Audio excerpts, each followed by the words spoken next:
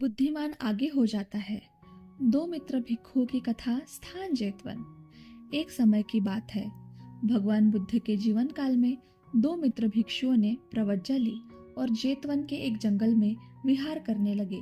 वे दोनों ध्यान साधना करने के लिए गए थे, लेकिन उनका ध्यान साधना करने का तरीका अलग था।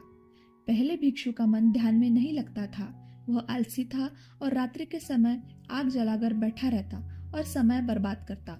उसे लगता था कि दूसरा भिक्षु भी समय बर्बाद कर रहा है। दूसरा भिक्षु ध्यान में तल्लीन रहता था। वह समय का पूरा ध्यान रखता, ध्यान के समय ध्यान करता, आराम के समय आराम करता। उसकी साधना सच्ची थी और उसकी मेहनत के कारण वह धीरे धीरे आत्मज्ञान की ओर बढ़ने लगा। कुछ समय बाद वर्षावास पूरा हुआ और दोनों भिक्षु भगवान बुद्ध के पास पहुंचे। उन्होंने भगवान को प्रणाम किया और अपनी बातें साझा की।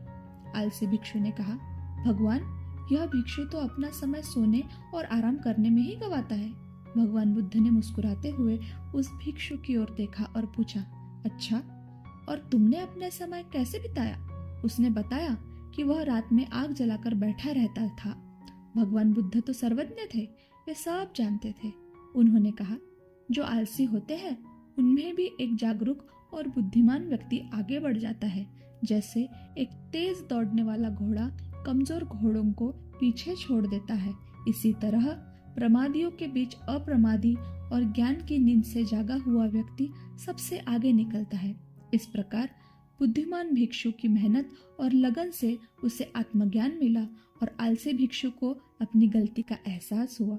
ऐसा कहते हुए तथागत ने जेतवन में यह गाथा कही, अपमत्तोपमेत्तेषु सुत्तेषु बहुजागरो अब्बलस्सव सिग्घसो हित्वा याति सुमेधसो।